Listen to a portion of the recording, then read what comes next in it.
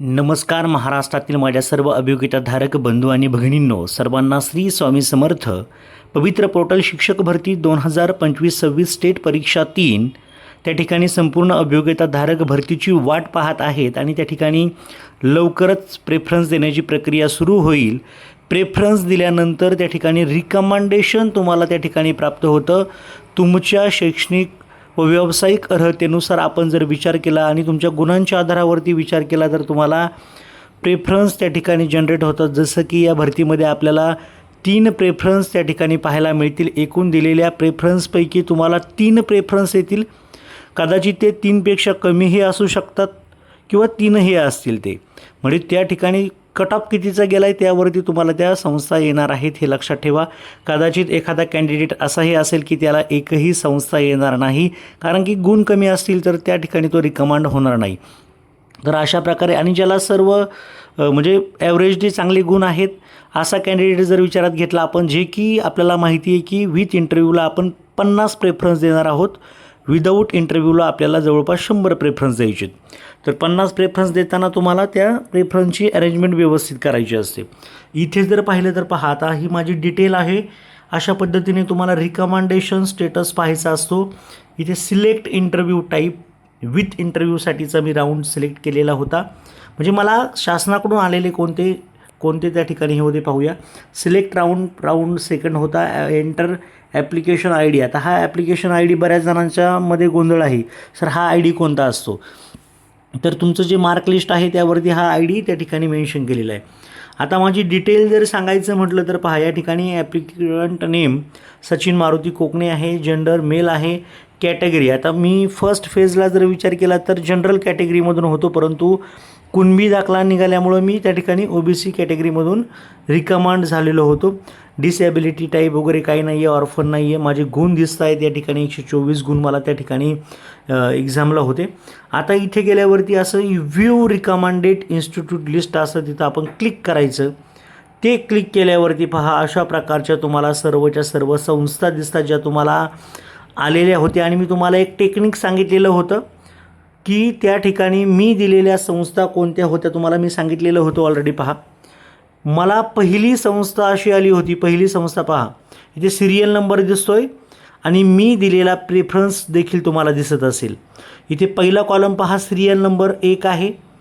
इन्स्टिट्यूटचं नाव जर पाहिलं तर भारतीय विद्या भवन ही मुंबईची संस्था आहे आणि हिला मी प्रेफरन्स दिलेला आहे 1 नंबरचा. आणि ती 1 नंबर प्रेफरन्स दिलेली संस्था देखील मला आली होती.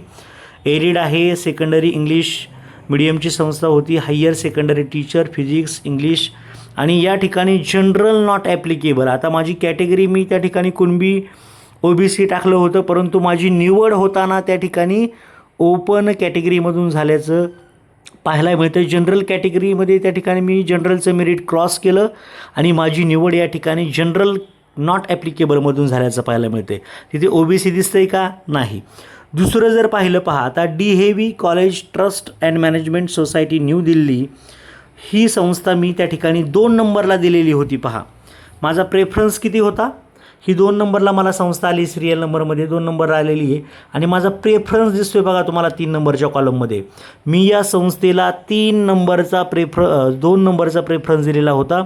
आणि ह्या पहिल्या 2ही संस्था मला खरं तर आल्या होत्या. जे माझे पहिले 2 प्रेफरन्स होते सलग, पहिला प्रेफरन्स आणि दुसरा प्रेफरन्स दोन्हीही मला आले होते. Aided secondary Marathi, higher secondary physics English. आणि इथे माझी OBC नॉट ॲप्लिकेबलमधून माझं सिलेक्शन झाल्याचं पाहायला मिळतं. आता पुढे पहा, या ठिकाणी जर पाहिलं तर मी तिसरी संस्था या ठिकाणी दिसते आहे, ज्या संस्थेला मी या ठिकाणी 6 नंबरचा प्रेफरन्स दिलेला होता. पहा, इथे माझा 6 नंबरचा प्रेफरन्स तुम्हाला दिसत असेल. आणि शिक्षण प्रसारक मंडळी पुणे ही संस्था आहे. एरिड आहे, सेकंडरी आहे, English medium higher secondary teacher physics English general not applicable. इथे देखील माझी ओपन कॅटेगरीमधून माझी निवड झाली. त्या ठिकाणी कॅटेगरी जरी असली तरी मी त्या ठिकाणी रिकमांड होताना मी ओपनच्या जागेवरती रिकमांड झालेलो आहे जनरल नॉट ॲप्लिकेबलसाठी. आणि याच संस्थेमध्ये माझी निवड खरं तर झालेली म्हणजे मी काम करतो आहे, निवड माझी त्या ठिकाणी 6 ठिकाणी या संस्था 10पैकी झालेली होती विदाऊट एनी मनी. पण त्यापैकीच मी निवडलेली संस्था म्हणजे शिक्षण प्रसारक मंडळी पुणे, ज्यांची SP कॉलेजची ब्रांच आहे. इथे जर पाहिलं तर अशा पद्धतीने हे रिकमेंडेशन झालं होतं. शिक्षण प्रसारक मंडळी लक्षात ठेवा, जागा आल्या तर तुम्ही नक्कीच या क्वालिटीच्या संस्थेला तुम्ही रिकमेंडेशन किंवा त्या ठिकाणी जागेसाठी ॲप्लाय करू शकता. इथे 4थी संस्था मी दिली होती. ती संस्था मी माझ्या पसंती क्रमामध्ये जर पाहिली तर 10 नंबरला माझा चॉईस होता. तो 10 नंबरची संस्था मला या ठिकाणी 4 नंबरला आली होती. श्री रंगदास स्वामी शिक्षण विकास मंडळ. आणि थोडंसं पुणे जिल्ह्यातील जुन्नर तालुक्यामध्ये असणारी ही संस्था असल्यामुळं, मला जवळ असल्यामुळं खरं तर मी याला प्रेफरन्स टॉप 10मध्ये दिला होता मुद्दाम. आणि ह्या वरच्या संस्था तर ऑलरेडी पहा, आता या सोलापूरची ही संस्था आहे 2 नंबरची, 1 नंबरची संस्था मुंबईची आहे. पण या क्वालिटीला घेणाऱ्या संस्था असल्यामुळे मी पहिला प्रेफरन्स मी विचार नाही केला मला कुठं जावं लागेल. मी विचार असा केला की त्या संस्था एकही रुपया घेत नाहीत, याच संस्था द्यायच्या, जेणेकरून आपल्याला जर आपल्या गुणवत्तेनुसार जर तिथे निवड झाली तर 100% त्या ठिकाणी आपल्याला जाता येईल. आणि नक्कीच त्या ठिकाणी वेटिंगच्या माध्यमातून मी त्या ठिकाणी दोन्ही संस्थांमध्ये होतो. त्यानंतर त्यांचे कॉलही आले होते. इथे जर पाहिलं तर कैलास शिक्षण मंडळ राहू ही संस्था मी 12 नंबरला माझा प्रेफरन्स होता. मी 12 नंबरचा त्याला प्रेफरन्स दिलेला होता आणि 5 नंबरला ही संस्था मला आली होती. याही ठिकाणी माझी खरं तर निवड झालेली होती. हे सेकंडरीसाठी खरं तर होती. Graduate teacher 9-10 science Marathi OBC not applicable. इथे वरती पण पहा, ही सुद्धा संस्था 9वी-10वीची आहे. ॲक्च्युली मला जवळपास 40 ते 50 संस्था या 100%च्या होत्या फिजिक्स विषयासाठी फक्त. आणि तरीही मी त्या संस्थांना डावलून पहिल्या 10मध्ये मी ही संस्था दिली होती. का दिली होती ही संस्था मी दिली होती? याचं कारण काय होतं? कारण की मला ही जवळची संस्था होती. 10वी 9वी 10वीला जरी असेल तरीही आपण वर्षाच वर्गाचा विचार करायचा असं काही नसतं. मी अगदी 9वी 10वीचे देखील इंटरव्ह्यू दिले, त्या ठिकाणी निवड देखील झाली होती. इथे पण तसंच आहे, सेम आहे. इथे देखील मी 9वी 10वीसाठी इंटरव्ह्यू दिला आणि इथे देखील मी सिलेक्ट झालेलो होतो. त्यानंतर पुढची जी संस्था होती the depress classes mission society of India Pune, या ठिकाणी जर पाहिलं तर ही देखील एक संस्था आहे, ज्यामध्ये आपण जर पाहिलं तर एडेड संस्था होती. इथे देखील मी 9वी 10वीला प्रेफरन्स दिला होता, कारण की मला पुण्याच्या बाहेर लवकर जायचं नव्हतं. मी पहिले 25 प्रेफरन्स हे पुण्याचेच माझे होते. पहिल्या 25 प्रेफरन्सच्या माध्यमातून मला त्या ठिकाणी 25 प्रेफरन्स तर आलेच, पण 26वा जो प्रेफरन्स होता ती जिल्हा मराठा जी मोठी संस्था आहे अहिल्यानगर जिल्ह्यामधील, त्या संस्थेचं मला प्रेफरन्स आलेला होता. आपण पाहूया ते. या ठिकाणी जर पाहिलं तर OBC नॉट ॲप्लिकेबल आहे. त्याच्यानंतर पुढं जर पाहिलं 7 नंबरला मला जी संस्था आलेली होती, जिचा प्रेफरन्स माझा पहा इथे 6 नंबरचा प्रेफरन्स माझा 13 नंबरचा होता. 7 नंबरची जी संस्था मला आलेली होती त्याचा प्रेफरन्स माझा 14 नंबर होता. अहिल्या शिक्षण संस्था, निरवगज, तालुका बारामती, डिस्ट्रिक्ट पुणे ही संस्था होती. Aided secondary Marathi graduate teacher 9-10साठी मी इंटरव्ह्यू स्वतः दिला होता. OBCमधून माझी इथे निवड झाली होती.